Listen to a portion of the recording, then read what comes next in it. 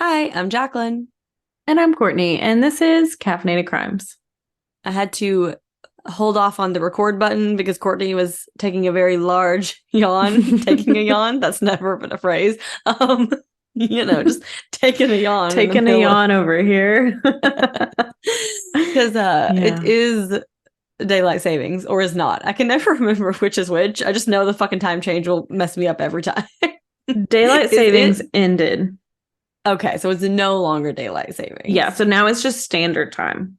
I gotcha. See, Yeah. I can never remember. Yeah. And I was feeling really good on Sunday because I got that extra hour of sleep. I'm one of those people that can, like, it doesn't really mess with me too much. Um, and then the past 2 days, since it's dark so early, my mind is just like, why are you not in bed yet? Yeah. Um, You're like, no, so it's bedtime that's now at 5 p.m. Yeah, that's what's throwing me is like literally Kevin and I were just doing something like in our garage and had the garage door open. And Kevin was like, it feels like 10 p.m. And it was like 6 p.m.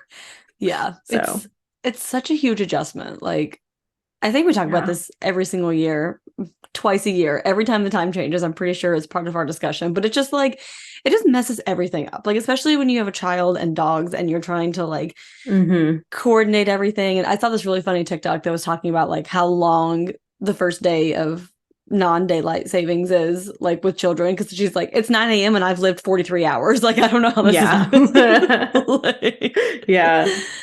so Yeah. yeah. No, I'm fortunate that like my cats, like if you just give one of them food, then she'll just go back to sleep. And I don't have any children or anything. And I'm not one of those people who's like on a strict, like I don't wake up at the same time every day Yeah. kind of thing. So I can kind of So like, oh, I can adjust sleep in, I easily. will. Thank you. I mean, I still woke up at 8:30, but that was like 9:30. Yeah. So, it worked out. But yeah. Yeah. We're up an hour earlier every day now this week, which is fine. It's whatever. But the Yeah. now is fine, but like Sunday was just extra hard because it's like we woke up an hour early and then it's like, and then of course the Bengals had to play Sunday night football. So I'm like, I can't even go to So bed it early was because just, they're playing at yeah. what would be 9:30. Yeah. Last night I went to bed. I mean, it was still late in Mhm. most people's terms, but not like Early for you. me early for me. And Kevin was like, "You're going to sleep?" And I was like, "I'm just so tired. Yeah. I don't know. I don't know. I just never feel rested, I guess. I have no reason to be this tired, but I am." Feel like you just hit a point where it's just permanent tired all the time. Yeah. I do also, I think we talked about this last week. I don't remember. About how I had to fly to Virginia and back for work. So that was all kinds of fun because we went trick-or-treating for Halloween and then I had to get up at 3 a.m. So I was like, okay, no problem. Like I can get, a few hours of sleep. It'll be fine. No, I did not fall asleep. I just laid there and stared at the Yeah. ceiling until 3 a.m. when I had to get up and drive to the airport. And let me tell you, that level of exhaustion was just, by the time I got home that night, even during the days of having a newborn, I've never felt that exhausted in my entire life. Yeah. Like, just going all day, working, going trick or treating, laying in bed all night, and then getting up and going to the airport and having 4 flights with 8 hours of meetings in between, driving myself back home from the airport. Like, I just was barely functioning. Like, my body, like, my limbs were barely working. Yeah. Like, it was just, so I I bet think you that's slept why I good was that night also, though. I bet you hit like I was out. I bet you've slept the deepest you've slept in like 6 years. I slept so hard that night. And thank God Andrew got Millie up that morning and was like, had her in his lap, like watching a movie while he was working so that I could sleep in a little bit. And I was like, woke up and I'm like, where am I? What is happening? Like Yeah. one of those sleeps. But I was still like tired the rest of that day. So I think I'm still catching up from that like 40 hours of being awake. I'm Yeah. I'm good now, but this weekend was, yeah, like Saturday night, I think I went to bed like super early because it was just, You knew what was coming. yeah. So I'm sure you guys love hearing us just talk about how tired we are because this is Yeah. adulthood. This is adult. I bet everyone's relating right now. I bet everyone is Yes. sitting at their office, driving their car, running on the treadmill, and also yawning. Yes, exactly. So it's just, I'm glad we can all share this universal experience of tiredness. And and something that really annoys me is when people try to make like a tired contest, like, oh well, you're tired, I'm tired because of Hmm. this, oh well, you think can we just stop doing that and just acknowledge that as human beings, we are all always tired? Like, We're all always tired. It's like the whole thing, like when people are like, you don't have kids, how can you be tired? And it's like, I have other things going on in my life. Like, I do also have a life. Like, yeah. Like, there's other reasons I can be tired. Yeah. Like, I used to have people say that to me when I worked full time and went to school full time, but they're like, oh, well, you don't have children, so you can't be tired. And now I'm like, now I do have children, and I can say, yes, I was also tired then. Like, yeah. And it's also like, you don't know the tired that like other people feel too. So you can't compare it because you can't be like, oh, what if I am like my iron levels are super low or my vitamin D is super low, which is very likely. I think that is the reason I'm feeling so groggy. Yeah. And maybe my tired is feeling extremely tired. Like people have medical conditions like that can make them feel extreme fatigue. Exactly. Or people who have insomnia like all the time where they just like cannot sleep. Like what I had to do with like some people do that all the time. And I'm just like, oh my God, I would die. Like that is terrible. Like anytime, because like I usually sleep pretty fine. So like anytime I have one of those nights where I'm just like getting no sleep, I'm just trying to remember like, okay, at least this isn't every single night. But a lot of people have that every single night. So, you know, just everyone be nice. You never know what other people are going through. Nothing needs to be a competition. We can all bitch and listen to each other bitch, and you don't have to say who has it worse. That's my PSA for today. So that being said, I don't have any updates. I don't see any updates, so I don't think Courtney does, but sometimes she just has them ready to go, so I think I'll check. I'm sure there's an update out there in the world, but I don't know it. We're too tired to look it up. I did a quick like Twitter search because sometimes, or some of the Instagram pages that'll post stuff, and nothing that was really like, oh, I should talk about this. I mean, not that it's not noteworthy, but nothing that just was like, yeah, I don't know. You guys know what I'm trying to say, so. I got you. I'm following. Okay, well, that being said, we'll just go ahead and jump into today's episode. Our sources included a 48 Hours episode called Last Seen in Breckenridge, a couple of CBS News articles, and the Find a Grave website. On January 6, 1982, 2 women were murdered by the same man, but it would take 40 years to solve their cases. Annette Schnee was born on January 16th, 1960. She was on the drill team in her high school in Iowa. She was beautiful, had gone to modeling school, and then came to Breckenridge, Colorado. So a lot of people were moving to Colorado then. It was like a hippie haven, a lot of young people going there, which is still true today. Yeah. Not much has changed. Yeah, I feel like anyone who's ever visited Colorado at some point has said, I'm going to move to Colorado. And then a lot of people actually do. And then some people just go on about their lives, but very much still a thing. So she was 21 years old in 1982. And on January 6th, she had gone from her work in Frisco at the Holiday Inn to go home and get an outfit to change to go work at the Flipside bar that night. So she would hitchhike to her day job and then hitchhike back home, put on her nighttime cocktail waitress outfit, and then hitchhike to that job and then back home. So again, this is the 1980s. A lot of people are hitchhiking at this time. Like it's not seen, the way that it is now.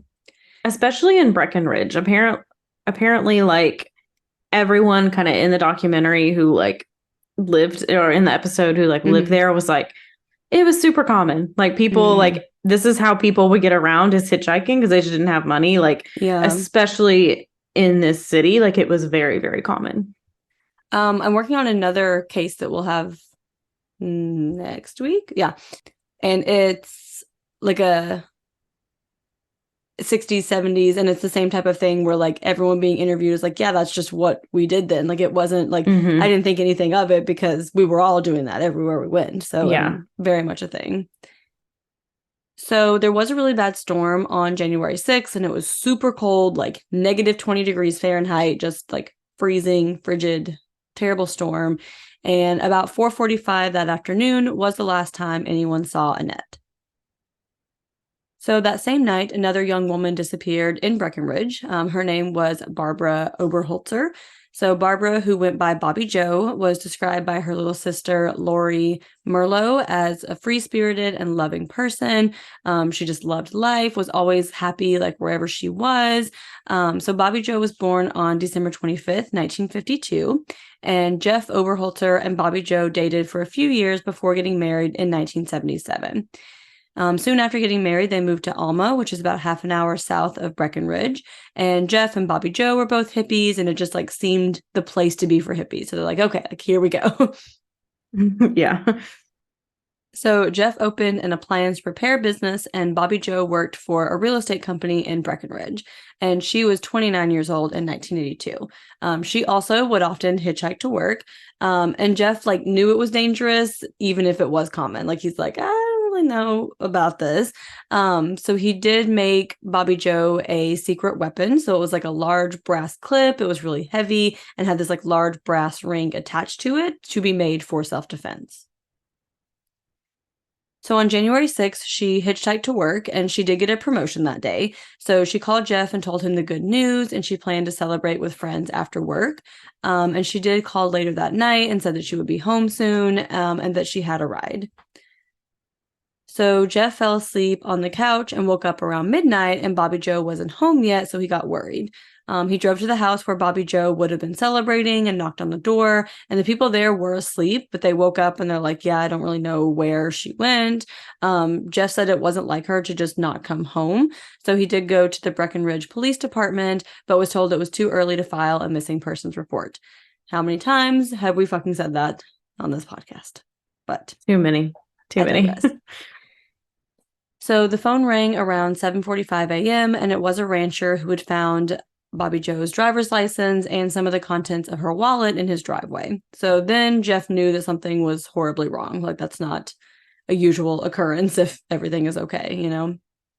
So Jeff and his friends all headed towards the ranch, and Jeff found Bobbie Jo's backpack in the snow. He got out of the vehicle and then found her glove, and the glove was covered in blood. And they also found a bloody tissue in the snow. So Jeff went back home, and his friends went up to Hoosier Pass, which is the route she usually took home. And they went with cross-country skis, and unfortunately, they did find her body. Because it was so insanely cold, her body was frozen. She was fully clothed, and her hands were together, and one hand had been zip-tied. Detectives believe that she had been shot at close range in the chest, and her brass keyring with the hook was found in the parking lot. An autopsy did later reveal that she was not sexually assaulted, and they did also find an orange booty sock, but it didn't really like fit with Bobbie Jo. She hadn't been wearing socks like that, wasn't really known to wear socks like that, but it was found near her body. And if you'll remember, Annette also disappeared on January 6th, but they didn't have any further details besides like that, like she was still missing. So that's all they really knew at this time. So Annette was only 21 years old and had just moved to Colorado a year before from Sioux City, Iowa. And she was thriving. She had 2 jobs, a housekeeper by day and a cocktail waitress by night. She was friends with her roommates and the people that she worked with at the Holiday Inn. And it was a friend from work who reported Annette missing on January 8th, 1982. So Annette's sister, Karen Ryson, rounded up relatives and headed to Colorado. So Karen knew that Annette hitchhiked a lot and figured that someone picked her up, and they were just hoping at this point that she's still alive.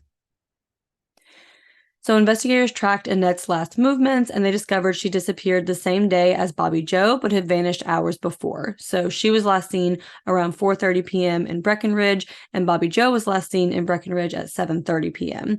So detectives are suspecting that like the 2 cases could be connected. Investigators learned that after Annette left her job at the Holiday Inn, she went to a doctor's office and then hitchhiked to a drugstore in Breckenridge, and she went in to get some medication. It was reported that she was talking to a woman, but they've never been able to identify her, but that was the last time she was seen. So strangely enough, Jeff Oberholtzer said that he had had like different premonitions throughout his life, and he told investigators he felt he might know when and where Annette's body would be found, which like doesn't really look good because he's already a suspect in Bobbie Jo's murder just by being the husband. So now he's like, oh, I can tell you when and where you'll find this other girl who disappeared on the same day. It's Kind of weird. Kind of weird. Yeah. So he said he felt that she would be found 4 miles from his house on July 4th. And Annette was found 6 months after her disappearance, and Jeff's prediction was scarily accurate. So she was found on July 3rd, 1982, a day before Jeff believed, and her body was 7 miles from his house instead of 4. So pretty crazy, pretty close connection there. Especially since it's like 6 months later too. So it's like, how is it that like this just happens? Like the mileage is close, the dates are close. Like, what is going on here? Yeah, definitely. So a young boy did happen upon her body. He was fishing and found her, and he told his dad, who then called the police. So Annette was found lying face down and fully clothed in Sacramento Creek, which was about 23 miles from the drugstore where she was last seen. So she had been shot once in the back. The exit wound was in the front on like a downward angle of about 30 degrees. And they think this means that she could have been on her knees or like running downhill away from the shooter. And the bullet was not found. Authorities suspected that Annette may have been sexually assaulted. Her clothes were found in disarray. Her blue jeans zipper was broken, and her shoes appeared to be on the wrong feet when she was found. Unfortunately, because of how long her body had been in the stream, they couldn't like say for sure if she had been sexually assaulted due to, lack of evidence, the state of the body. But the state of her clothes did point to that being a possibility. And on her left foot, they found an orange booty sock. So the detective remembered the sock that they found at Bobbie Jo's body, and it was a perfect match. So they have the pair now find out what's going on. They're officially able to tie these cases together. Yeah, and they always kind of suspected they were tied, like the cases were close together because it's like same day, everything like that. And so now it was like, oh, now we have like almost proof that these were connected. Yeah, like literally just like a puzzle piece. So you're like, okay, we know. Yeah. Yeah. So they believe that Annette lost her sock in the killer's vehicle, and it remained there until the killer picked up Bobbie Jo and attacked her. They think when she jumped out of the truck, the sock came off with her. And in the pocket of Annette's jacket, they also discovered a business card for Jeff Oberholtzer. Yes. Not looking good, Jeff. Yeah. So Jeff did say he recalled giving Annette a ride in November of 1981 when she was hitchhiking. He said at the time he was trying to promote his appliance repair business and just like giving everyone those cards. So it's pretty wild.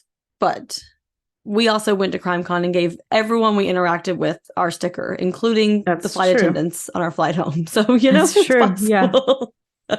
And I mean, especially too, like he knows his wife hitchhikes. So he's like, maybe I can provide like a safe car for these women hitchhike, like you're kind of more likely. And you're like, hey, if you need something repaired, like giving it out. But it's real fucking suspicious. Yeah, it's not looking good. Poor Jeff. So like we said, in addition to his premonition about how and when and where her body would be found, things are not looking good for him. But Jeff was eventually cleared because his blood type didn't match the blood found on Bobbie Jo's glove and the nearby tissue. And then as DNA advanced, he was also later cleared with DNA. So we know where you thought this was going. It was not looking great for Jeff, but it was not Jeff. It was not Jeff. And early in 2020, detectives decided to see if they could solve this case with DNA since it'd been almost 20 years. So they decided they're going to try out genealogy. So I think 2020 was also around the time like Golden State Killer was revealed. Was that 2019? Yeah, he was 2018. 2018. Okay. Even earlier than I thought. Anyway. I just very distinctly remember, because I remember it was April, because it was like right before my birthday, like a couple of days, I think, before my birthday. But I was in the apartment that we lived in that we moved out of the summer of 2018. Anyway, so I just always remember. I remember exactly where I was, but I was in a doctor's office. So that doesn't help me at all. It could have been any year. It's my like primary care doctor. So I always forget what year. It's just also crazy to me. It was that long ago. It doesn't feel real. But anyway, like we're having a lot of cases solved through genealogy. After this, 2020, they're like, let's try it. So they sent the DNA from Bobbie Jo's case to United Data Connect. And that is a Denver company that runs crime scene DNA profiles through publicly available genealogical, it's a hard word, databases. And on January 9th, 2021, they get a phone call that they have two names for them. They were given the names of 69-year-old Alan Lee Phillips and his older brother, Bruce Phillips. So authorities reached out to Bruce first. Bruce is like, yeah, I've never lived in Colorado personally, never lived there. But my brother does. And also me and my brother are estranged. We don't talk to each other. So they decided to look into Alan and learn that he lived outside Breckenridge and worked in a local mine. And Alan still lived nearby and had a mechanic shop. He had been married 3 times and had a daughter and 2 stepsons. And his criminal history showed that he had been arrested in 1973 for assault and burglary. However, they weren't able to find the case files. I mean, it is a really old case. So the clerks nor the DA office could find record of it. So Detective Sergeant Wendy Kipple was determined to find the case files, though. She's like, I'm going to try everything I can. So she goes to the archives for the sheriff's office, and there had been a fire and destroyed a lot of cases. So it was possible this could be one that was also destroyed, but she kept looking anyway. And she combed through hundreds of boxes and filing cabinets. And it was pretty funny in the 48 Hours episode because she was like, I literally got to the very last filing cabinet and the second to last drawer and finally find a tab that says Alan Phillips on it. She was like, wow. Yeah, she was like, last one, last shot, finally found it. And in the police report from 1973, there was a signed confession from Alan, who was just 22 years old at the time. And in his confession, he talked about how he attacked a woman. And the first line said, I saw a woman hitchhiking on the south edge of Breckenridge. I stopped and gave her a ride over to Fairplay. So then he went on to describe how he stopped at an empty cabin on the side of the road. He took her out of the car and picked up a rock and hit her several times. The victim was able to convince Alan to let her go and then reported it to the police. And Alan couldn't really give a reason why he did it, but he did serve 6 months behind bars. So Wendy Kipple's like, okay, hold on. So you picked up a woman hitchhiking and attacked her. And now we have 2 women picked up while hitchhiking who are now murdered. Yeah, in the same area. Yeah. And oof. What was that? Oh, what was that? I really hope I can leave that in. I hope it wasn't disgusting enough that I need to take it out. My God. That was, I don't think I've ever heard my throat do that. I sounded like a VHS player, like stuttering. I am so sorry. I do hope that's good enough for you guys to hear because that was crazy. Okay. Anyway, Wendy Kipple also did learn that Alan's name had come up in connection with Annette and Bobbie Jo's murders. So in 2005, an anonymous caller gave a tip to Crime Stoppers. They checked it out, but the lead went cold when they couldn't verify the information. So, you got this hitchhiking and this attack, and now you have these 2 women murdered, and his name was brought up in connection, and you have his DNA and genealogy. It's looking pretty good. But we still need his DNA to compare to the DNA they have. Genealogy is great, but you still have to have that direct connection. So Wendy Kipple and her team started secretly surveilling Alan, and they just needed him to throw something away that they could get a hold of. But it wasn't that easy. They don't know what he did with his trash, but he did not throw out his garbage. He didn't put his garbage truck, his bins. I don't know if maybe he lived where he had to take the dump or something, but either way, he was not taking his trash anywhere. He was a hermit. He stayed at home. No one knows what he was doing with his trash. Was he burning it? I don't know. But because even if you're taking your trash to the dump, if they're following this guy, you pretty quickly see that. So the fact that he's not doing that and it just doesn't. Yeah, because they were even if he did take it to the dump, we can follow him and grab it. Exactly. Nothing. They're we don't know what he did with this trash. Interesting. Yeah. After 5 weeks, Alan went to Sonic, which is a fast food establishment if you don't have a Sonic near you. So he gets his food, eats, and leaves. So they continue following him where he went to a post office. He takes his Sonic bag inside, but he only leaves with his mail. So they're that Sonic bag is inside. They like probably sprint into this post office trash can. And there is the Sonic bag. They're able to pull his DNA from saliva on a napkin, and the results confirmed it's Alan's blood on Bobbie Jo's glove and Kleenex. And on February 24th, Alan Lee Phillips was arrested, and he denied any involvement. However, there's another very strange twist about Alan Phillips. So, a local man remembers how he helped rescue Alan from a snowstorm on January 6, 1982. So, just hours after the murders, an airline passenger looked down at the Guanella Pass from the plane flying overhead and saw lights flashing, and he noticed it was SOS. I think they said maybe this passenger was like a sheriff or somebody who would know like that, I guess. Yeah. And it came from the driver of a truck stuck in a snowstorm. So the back of the truck had like sunken into the snow. So his headlights are pointing straight up, and that's how they could kind of see it in the plane. So the passenger notified the pilot, who radioed in the coordinates to dispatch. And the local fire chief, Dave Montoya, said he would go check it out. And he's like, great, it's another tourist who's come up here. They've gotten stuck. Like, okay. Like, and then he pulls up and he's like, wait a minute. I know you. Like, I also work in the local mines. I know you're Alan Phillips. Like, Alan, what are you doing here? Like, I thought you were just going to be some idiot from Tennessee. Like, what are you doing? Right. Doesn't know how to drive in the snow. Yeah. So Alan said he got drunk and tried to go back roads home to not get caught, and he got stuck. So Montoya does recall that he had like a large cut about his eye, and he actually asked about it and was like, what's going on with that? And he was like, yeah, I hit my face on the truck. Like, I was drunk. I was getting out. I fell.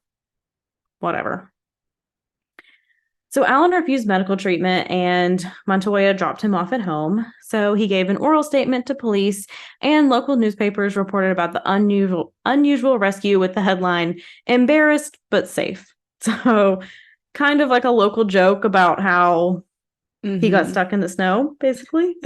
And was seen from a passenger in a plane, which is wild. Yeah. So Montoya didn't learn about his connection with the murders until obviously after his arrest in 2021. And he told 48 Hours, if I knew what I know now, like, I would have just left him in the snow. And the injury on his face was likely from Bobbie Jo's weapon versus, quote, falling in the snow. So, like, what a wild twist to the story. What a wild twist. What a wild twist. Yeah. This is also one of my coworkers sent me. She sent me a tweet, X. I don't know. What do you call tweets now on the new platform? Anyway, an X. Someone sent me an X. But that sounds so dumb. What are they called now? I know.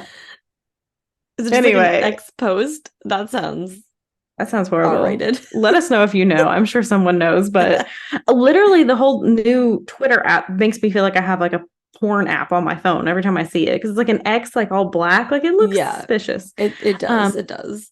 Anyway, that's not the point. Sorry. So he sent me a tweet, because it's still Twitter to me, about like saying this, like, oh, like a guy is rescued from a snowstorm because a plane sees him, and then like 40 years later they found out he's a murderer and murdered people that night.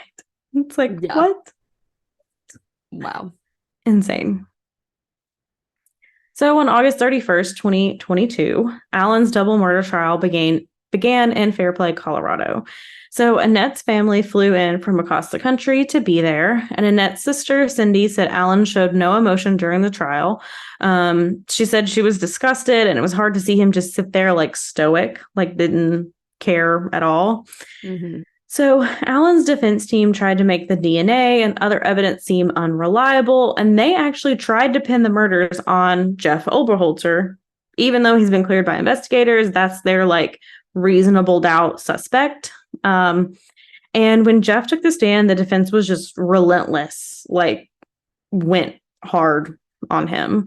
And the defense says Jeff's motive was that he was angry at Bobbie Jo because the day before her murder, she brought home cold pizza. Oh.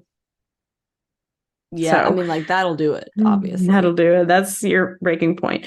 So Jeff had told investigators about the pizza, like, years earlier. I don't know if maybe he was just, like, detailing the days before and being like, yeah, and she brought me home cold pizza. Like, maybe just talking, like maybe they did get into a little argument and he brought that up, but not like motive for murder. I mean, they also always say, like, if you know anything, remember anything, like, tell us absolutely everything, because anything that you can remember could be a clue. So yeah, it's probably, this guy's probably just like literally detailing every single thing he can think of from that week, you know?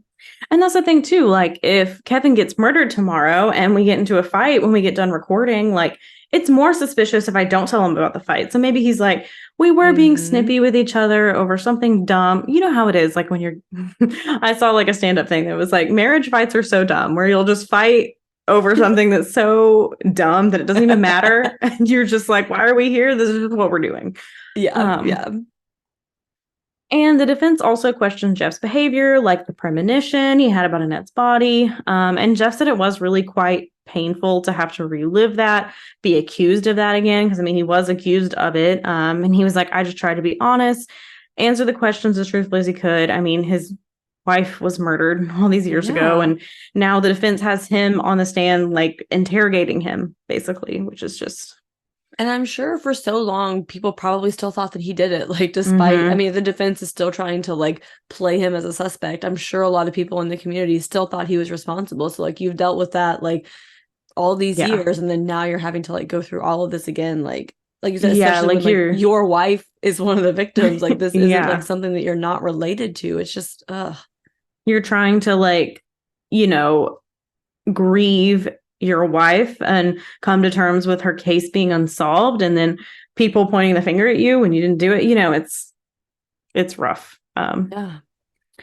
But there is still the DNA evidence. So the defense with this were hoping to create reasonable doubt by saying the evidence had been contaminated over the years.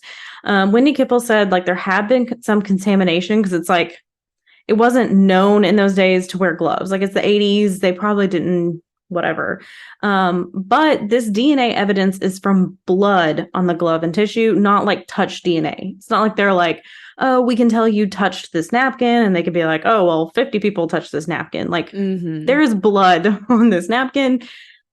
Most investigators aren't bleeding on, I don't think, they may have not handled it well, but I don't think they were just openly bleeding on any evidence either. like I think they knew that much. If they didn't know that they needed to wear gloves, I think they knew they can't bleed on the evidence. Yeah. You know? Hopefully. And Alan's DNA was found because Bobbie Jo was a fighter, and she did make him bleed with that weapon Jeff had created for her. As far as the orange booty sock, testing done a few months before trial showed Annette's DNA on the inside and Bobbie Jo's DNA on the outside. Again, tying both women to this one sock, it was like they thought. And after 2 weeks of testimony, the jury went to deliberate. And on Thursday, September 15th, 2022, the jury found Alan Lee Phillips guilty on 8 counts, including 2 counts of first-degree murder, felony murder, and kidnapping. Alan showed no emotion, but his daughter did cry as the verdict was read. And I know Annette's family was like, that part was hard to see, like, because she had nothing to do with this. Like, she's, you know, having to come to the realization that her father's a murderer. Like, they said that part was really emotional for them, but that Alan himself was just nothing. A little over 7 weeks later, Alan was brought back in for sentencing. He was given 2 consecutive life sentences without the possibility of parole, and he was 71 at the time of his sentencing. Investigators do wonder if Alan Phillips is responsible for more murders, but there's just no evidence at this time. Alan still maintains his innocence. He'll never tell the families why he did it. And to honor Annette and Bobbie Jo, Annette's sisters and brother decided to visit where they were murdered. They thanked Bobbie Jo for fighting back and forcing Alan to leave DNA behind. It was really, really emotional in the 48 Hours episode 2, because they went to like Annette's site and they were like, Annette, like we found him, like we got him, like it was really emotional. I was like crying on the couch. Kevin's just staring at me like, what you doing? Why do you do this again? Why do you do this? Yeah. And there is a cross where both women were murdered. And Alan Phillips died by suicide in prison on February 27th, 2023 at the age of 72. So we have no explanation for why he did this. I know for the attack, in 73. He was like, I don't know why I felt compelled to do it. Like he couldn't explain it. And again, he could be responsible for more murders. I mean, I can't imagine 2 in one night. And then, I mean, maybe getting into the wreck and almost getting caught and dying was an eye opener, but I still believe between 73 and 82, there could be more attacks, more murders, something. We at least have his DNA now, but yeah. That's true. Yeah. So there may be some in the future that are uncovered, but especially if it was like around that same time frame when there was such a bad winter storm, and it's like, who knows what got buried for so long that any DNA evidence was lost, you know, by the time the bodies were found, if he did do this to other women. But yeah, 2 in one night and then just never again. I'm sure it's possible, but it just does not seem likely. Yeah, it really doesn't. Like 2 like unrelated in one night. You know, it's not like, oh, like I like kidnapped 2 girls who were like together and killed them both. It was like 2 separate unrelated attacks in the same night is crazy. It's not very common, I feel like. Yeah. So yeah, I really believe, I mean, maybe even if he didn't, like after that, like maybe whatever reason, I still feel like before there had to be something. I also don't believe he did just fully stopped either. But there could be something out there. But that is the murders of Annette Schnee and Bobbie Jo Oberholtzer. Yeah. Just crazy. They're all terrible. They're all terrible. But the ones that just like have no motive, have no just make except they were hitchhiking, just picked them up. Yeah. No other reason. I hate it. Yeah. And then to have that crazy story thrown in about him stuck in a snowstorm and a pilot, like a plane driving by and like telling the pilot who calls down to dispatch and tells them the coordinates to go help him. Yeah. Like what? How do you get so lucky after being such a shitty person? Yeah. How do you get so lucky? This man's life was saved for like the next 40 years. Wow. But I mean, also, if he had died that night, we'd never know who killed Bobbie Jo and Annette. I mean, because it was DNA. I mean, maybe the genealogy, they could maybe trace it back and be like, this guy died or whatever. But yeah, because I'm sure because they'd still have the brother, so they could say like, oh, like this guy lived in Colorado and died that night. So you could probably like assume, but you would never have that like definitive, like, okay, we know this was him. Yeah. Wow. And another great example of genealogy DNA out here solving cases 30, 40, 50 years later, you know? Yeah. All right. Crazy. That being said, Courtney, what is your perk of the week? So my perk of the week is that on Saturday, I got to go see Six, the musical, which was amazing. I didn't really know much about it going into it. Like I'd heard like a few snippets on TikTok, but I decided to go in just kind of blind. I was like, I won't really look up anything. Like I know it's about like Henry VIII's 6 wives. Like I know that part, but not much else. And oh my God, it was amazing. It was so good. It was so funny, but also like women power. Like basically it was like all women. I mean, obviously the 6 were all women, but they had like their band was all women. And it was just like a girl power hour, basically. I love it. Yeah. Like, do you want to know what it's about at all? Tell me all about it. Okay. So if you don't want a spoiler, just like skip ahead. So basically what it is, it's like Henry VIII's 6 wives get together and they're like competing with each other, like who had it worse with Henry VIII. Like, oh, well, I had it the worst because he divorced me. And then like Anne Boleyn's like, well, I was fucking beheaded. And then like Jane Seymour's like, well, I died in childbirth. And then the other girl's like, well, I was fucking beheaded. You know, they're all like, so they all have their own like song to be like, what I had it worse. Full circle moment with our discussion at the beginning of this episode. Literally. Yeah. So they're kind of like each have their own song, like going in succession, being like, I had it worse. Like, you know, anytime anyone say something bad, Anne Boleyn be like, excuse me, I fucking lost my head. You know, like it was just really funny and really, you know.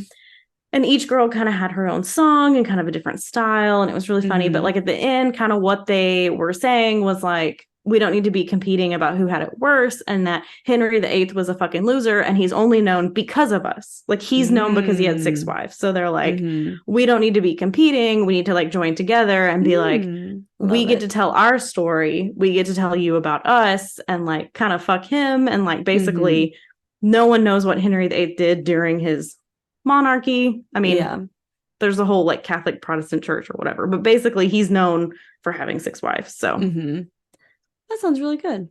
Yeah, it was really good. I was listening to some of the songs today while I was running. I was like jamming. Yeah. So nice. Yeah, it's really good. If you have the opportunity to go see it, I would highly recommend it. It was so funny. I love this new era musicals like Hamilton and Six and stuff like that, where it's like newer music and jokes, and I don't know. I love it. Yeah. Like I love that. That sounds super fun. Where we're going. So yeah. Nice. Yeah, so that is my perk of the week. Jacqueline, what is your perk of the week?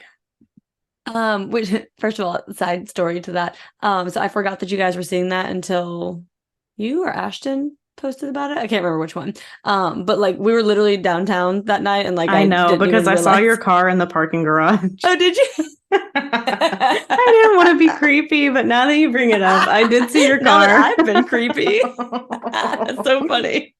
Yeah, we were driving and like I saw, I don't know, there's that like first div or like that. Like that is such like a unique bumper sticker that I saw that and I was like, oh, that's our car. You're like, oh, that's so I was like, so okay, funny. Don't be creepy. Just keep have we I'm pretty sure we are allowed to be creepy. I think we're at that point that is true. Our relationship. That's true. But that's funny. Anyway, because I don't think I realized it until like later that night, and I saw it and I was like, oh shit, like we were like already back home when I saw that, but we went out to get ice cream. So anyway, but oh yeah, my perk of the week. I forgot where I was going with that. My perk of the week is that I was creepy and stalked you downtown. No. So I finally finished season 3 of Sweet Magnolias, which I'm pretty sure I talked about last week because we talked about Only Murders in the Building, and I was like, you got 3 episodes in this week. I'm so proud of you. It's only because I had to fly to Virginia and back. That's true. You can just download that and be like, exactly. I was too tired to like read, so I could just download it and watch it on my flights, and it's good to go. So that's the only reason why. But yeah, and it's really funny too because I have 3 episodes left. It was only 10 episodes. It came out in July, and I've just now finished. Oh my god, that did take you a while to tell you how much free time I have. But I finally finished it, and it was so good, and it was super cute. They've already confirmed the 4th season, so definitely looking forward to that. Just a really nice, wholesome show. You got a little drama sprinkled in, but just it's always nice to watch like adult female friendship type shows, and yeah, it was super cute. And I started that one. Only It's Murders on my in the list. Building last night, so you need to watch it.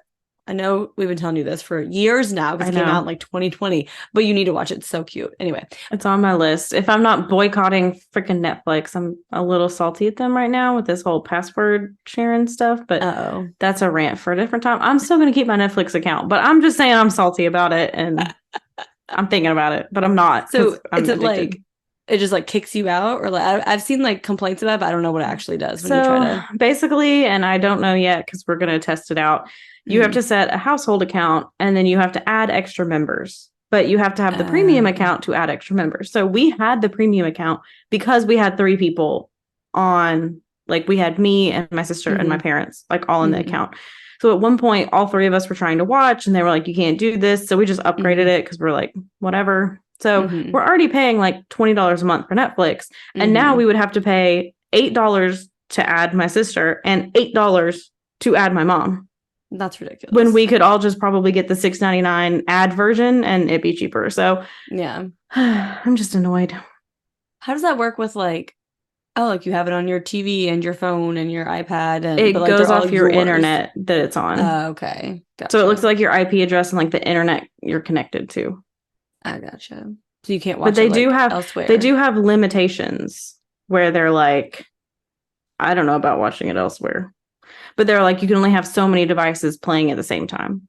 Okay. So if you had like 2 kids and yourself all trying to watch Netflix, you couldn't. Yeah, that's annoying. But we'll see. We're going to ride it out and see. But I'm not going to cancel, but I'm just annoyed because I have been paying $20 a month, $22 to be exact a month. So 3 people could watch, and now you're going to do this where I have to pay 16 more a month? Like, yeah, that's insane. Anyway. Oh, Netflix. Well, like you said, we'll keep paying it, so they'll keep doing it, and we'll just, I know. yeah. Well, I'm gonna go that $6.99 and watch ads. Tell you that right now, because the other standard without ad is $15. Yeah, I think that's what we have. I don't know. It's on auto draft. Ours is too. I only know because I looked and was like, I think I'm paying a lot of money right now. I did get rid of our Hulu, whatever it's called, the one that didn't have ads, when they stopped having Law and Order SVU, because I was like, that's what I mostly watch on this, so I don't need to have the ad free. So now on like Only Murders in the Building and other random things that I do watch in Hulu, now I have to watch the ads, but it's fine. It's not enough to matter. It's not too bad. The only thing I like about it is like Kevin and I will watch it when we're eating dinner. So that's like the perfect break where I can like, let me go put my dishes in the sink. Let me go to the bathroom. Like it's a nice little break that way. But I did upgrade like Peacock to make sure I had the non-ads when I was watching Vanderpump Rules, because I was like, I can't have ads. I think it depends on like how much you're watching too. Like it's something that you're like watching all the time. It's like, I was binging for no ads. Yeah, exactly. We've been talking way too long about all kinds of stuff. So if you guys want to tell us all the things about all the stuff, and if you've seen Six, what are your favorite musicals? What are you watching on Netflix? Are you mad at Netflix? Did you boycott Netflix? If you see your best friend's car in the parking garage, do you text them or do you just keep it to yourself? Anyway. I memeant to, but then I forgot about it. Yeah, I know how that goes. Do you know how many texts in my head to go to people that just don't go? Do you know how many conversations I have with people that just don't happen? Or you type it out and then you don't hit send, and then they text you about something else later, and then you're like, delete, respond to that. Yeah. Is that just me? I've done that before. Yeah, whenever you open it and you're like, there's the response. Yeah, and you're like, supposed to respond to that text. You're like, no wonder they never said anything, because I never sent this, even though I had it all ready to go. I'm going to stop talking now. You guys know where to find us as long as you hit send and actually send the message. And the most important place that you can find us, please remember to click the mess. I'm going off the rails. Patreon.com/caffeinatedcrimes if you guys want all kinds of bonus episodes and some video episodes, some Discord chatting, some just little perks of us. Okay. Yeah. Did you say it? Patreon.com/caffeinatedcrimes. Okay, I didn't remember, but I'll say it again just in case. You kind of just stopped and I didn't know if you were done with your sentence or not. My brain shut off. It was like, you're done. Yeah, it was like done. Doop. So yeah, if you could give us 5 stars on Apple Podcasts, Spotify, if you could like, subscribe on YouTube, leave any nice comments, that'd be greatly appreciated. Mean comments can forget to hit send. But in the meantime, go have a cup of coffee. And don't commit a crime.